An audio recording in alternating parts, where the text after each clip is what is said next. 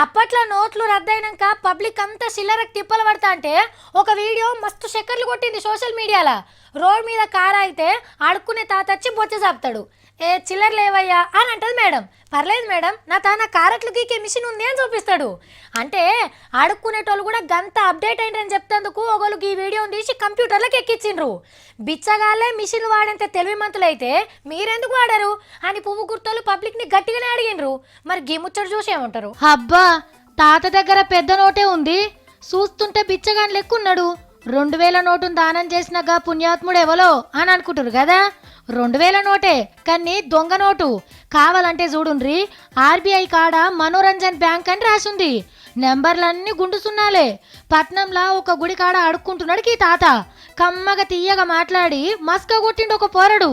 తాత తాత 2000 రూపాయల నోటుకు చిల్లర ఇయ్యవా, కావాలంటే నువ్వు ఒక 50 రూపాయలు ఉంచుకో అని ఆశ పెట్టిండు.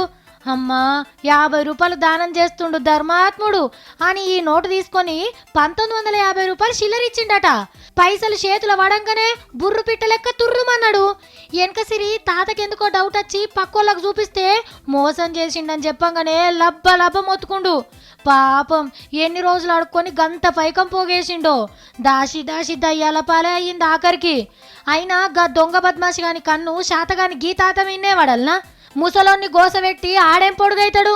పెద్ద నోటిచ్చి మిమ్మల్ని కూడా ఎవరన్నా చిల్లర అడిగినా, ఎవరి దగ్గరికి వెళ్ళన్నా పెద్ద నోటు తీసుకునేటప్పుడైనా 1కి 4 మాటల సైజు చూసుకొని తీసుకోండి.